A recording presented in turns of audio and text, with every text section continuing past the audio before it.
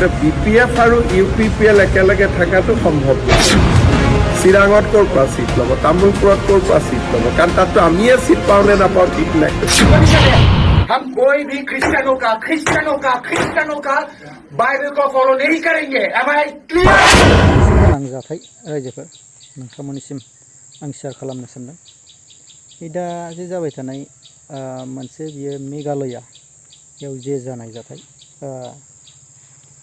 जे गिर्जा जे हाबबाय थानाय बहरावनो जे सासे पास्टरखौ एबा फालकखौ जे गिर्जा खालामफुबाय थानाय बा गिर्जा हाबनाय समावनो थांनानै जबरदस्ति बिनि सायाव सासे पास्टरखौ बुंहैनाय जाथाय नोंथांमोना भिडिअखौ नायलांजोब मा रोखोम बुंदों बाव जय श्रीराम मा रोखोम जानो हाथाव नै बाव दुन्दिया फोनाय दं आरोखि दुन्दिया फोदों खाथि नोंथांमोना दुन्दिया लकेल दुन्दिया गाव फोनाय बिनि सायाव नोंथांमोनहा भिडिअखौ नायलांबानो जाबाय दा बे पास्टरखौ मा रोखोम बुंदों दा बे बाथ्रायाव थांनायनि सिगां नोंथांमोननो आं बेखौ शेयार खालामनो सानदों बे हाग्रामा महिलारि सार आरो प्रमद बर' सार UPPLआबो BJPखौ नागारनो हाया आरो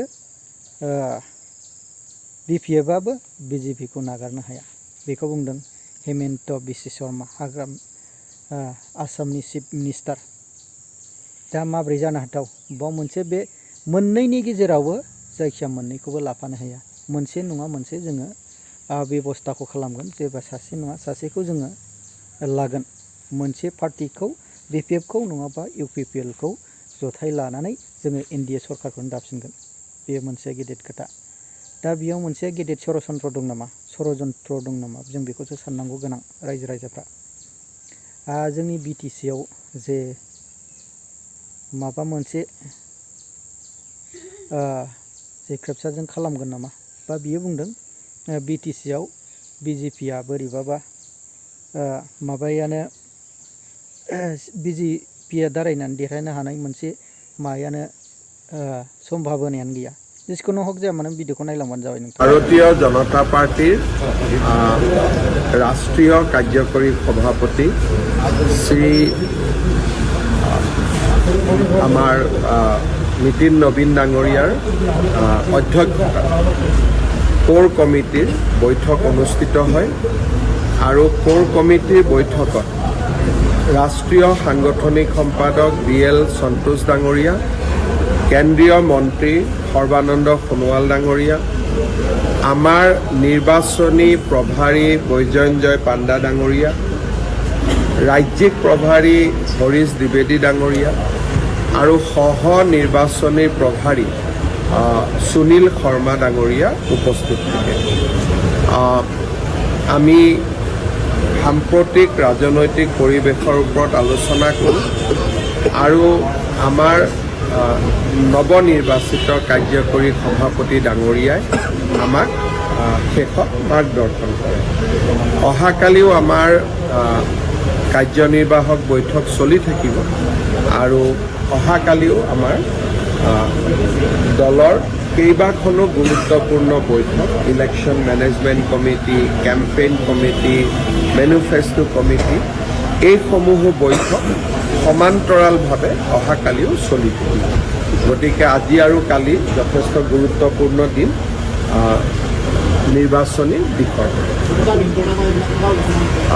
মিত্ৰতাৰ কথা আমি ইয়াত আলোচনা ইউজুৱেলি নকৰোঁ কেন্দ্ৰীয় গৃহমন্ত্ৰী ডাঙৰীয়া 28 তাৰিখে গুৱাহাটীত আহিব 29 তাৰিখে তেওঁ বটদ্ৰৱাত যাব 29 তাৰিখে তেওঁ গুৱাহাটীতো দুটা অনুষ্ঠান কৰিব আৰু কেন্দ্ৰীয় গৃহমন্ত্ৰী ডাঙৰীয়াৰ পৰ্যায়ত আমাৰ মিত্ৰতাৰ আলোচনাবিলাক চলি থাকিব কিন্তু কেইটা চিট কোনে পাব কাক দিয়া হ'ব সেয়া ফেব্ৰুৱাৰীৰ 15 তাৰিখৰ আগতে ডেফিনেটলি সম্পূৰ্ণ নহ'ব কিন্তু অনানুষ্ঠানিক বুজাবুজিৰ প্ৰক্ৰিয়াটো ইতিমধ্যে আৰম্ভ হৈছে মোটামুটি মই ভাবোঁ যে আমি সুন্দৰভাৱে আসন বুজাবুজিৰ যিটো প্ৰসংগ আছে তাক আমি সমাধান কৰিব আৰু ইলেকশ্যন আমি NDA বুলি খেলোঁ, ইলেকশ্যন আমি BJP বুলি নেখেলোঁ, NDA বুলি খেলোঁ। সেইকাৰণে আমি গোটেইবিলাক সমস্যা যি আছে আমি সমাধান কৰোঁ। BTR ছাৰ UPPL আৰু BP কেনেধৰণে মিত্ৰ? চব BTRত BJPৰ লগত UPPLও আছে, BJPৰ লগত BPFও আছে, কিন্তু BPF আৰু UPPL একেলগে থকাটো সম্ভৱ নহয়। সেইকাৰণে আমি কিবা এটা তাত নতুনত্ব বিচাৰি উলিয়াব লাগিব আৰু গৃহমন্ত্ৰী ডাঙৰীয়াৰ লগত আলোচনা হ'লে ডেফিনেটলি কিবা এটা নতুনত্ব থাকিব। কিন্তু এইটো কথা ঠিক যে BPFও কংগ্ৰেছৰ ফালে যোৱাৰ সম্ভাৱনা নাই, UPPLও কংগ্ৰেছৰ ফালে যোৱাৰ কোনো সম্ভাৱনা। ছাৰ, যিসমূহ জিলাত এটা সমষ্টিত বিধায়ক নাই, তেওঁলোকে এইবাৰ এটা সমষ্টি বিচাৰিম বুলি কৈছে। আপোনালোকক গণ পৰিষদ দলৰ লগত আমাৰ কেনেকুৱা ধৰণৰ বুজাবুজি হ'ব পাৰে তাক গণ পৰিষদ দলে জানে। BJPৰ য'ত বিধায়ক আছে আৰু BJPয়ে য'ত ইতিমধ্যে জয়লাভ কৰিছে, তেনেকুৱা চিট সাধাৰণতে ৰাষ্ট্ৰীয় ৰাজনৈতিক দলে কাকো এৰি নিদিয়ে। কিবা বিশেষ চিটত বিশেষ আৰ্জি, বিশেষ দাবীৰ ক্ষেত্ৰত কেতিয়াবা কনচিডাৰ কৰা হয়, বেলেগ কথা। আৰু এনেকুৱা যদি প্ৰত্যেক চিটত কোনোবাই এটা চিট বিচাৰে, অসমত 35টা চিট আছে, যদি 35টা চিট AGPক দিওঁ তেতিয়াহ'লে BJPয়ে 20টামান চিটতহে খেলিব, বাকীটো 22টাতটো 25টাত আমি কোনেও খেলিব নোৱাৰোঁ। গতিকে মই ভাবোঁ যে আপোনালোকে ডেফিনেটলি শুনোতেও ভুল হ'ব পাৰে বা তেওঁলোকে কওঁতেও, কাৰণ অসমত 35খন জিলা আছে। এতিয়া বাক্সা জিলাত AGPয়ে ক'ৰ পৰা চিট ল'ব, চিৰাঙত ক'ৰ পৰা চিট ল'ব, তামোলপুৰত ক'ৰ পৰা চিট ল'ব, কাৰণ তাততো আমিয়ে চিট পাওঁ নে নাপাওঁ ঠিক নাই। গতিকে আমি তেওঁলোকক ক'ৰ পৰা চিট দিম।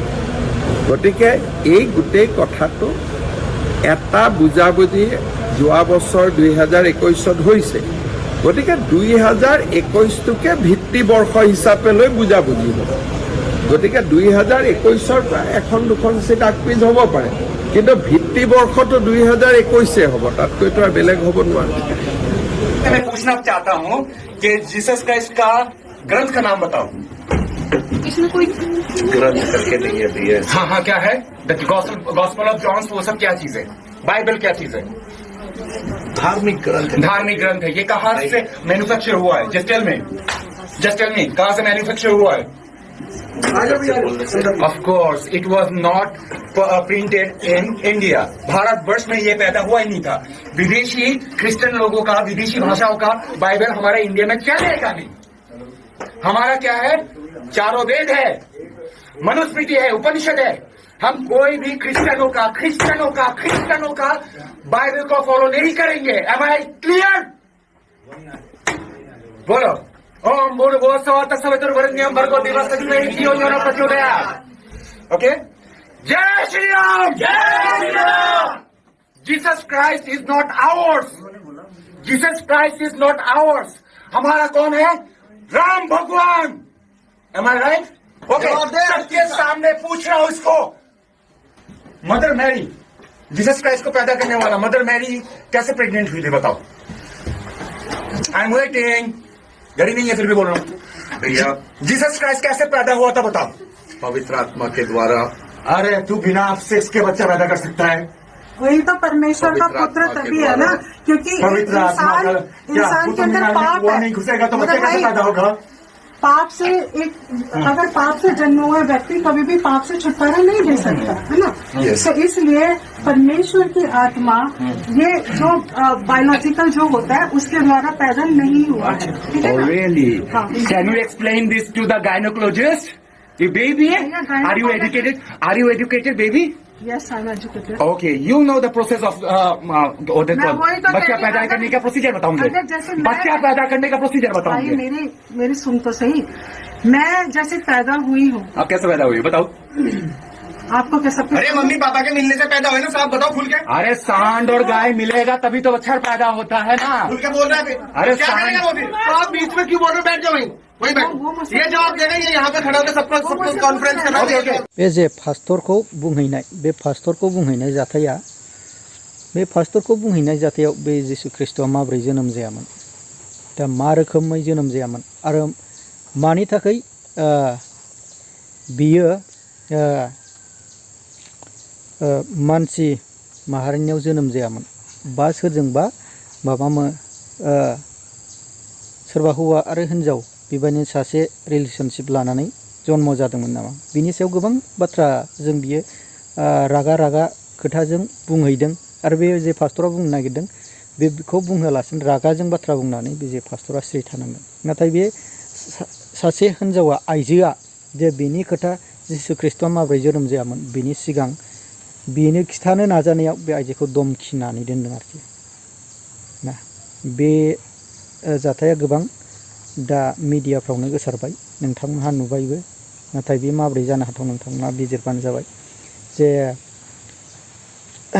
आसामनि चिफ मिनिस्टार जे हेमन्त मामाया दा जोंनि जे आसामाव जे बिधान सभा जे जानो थांगासिनो दं MLA इलेक्सन बे MLA इलेक्सनाव बुंदों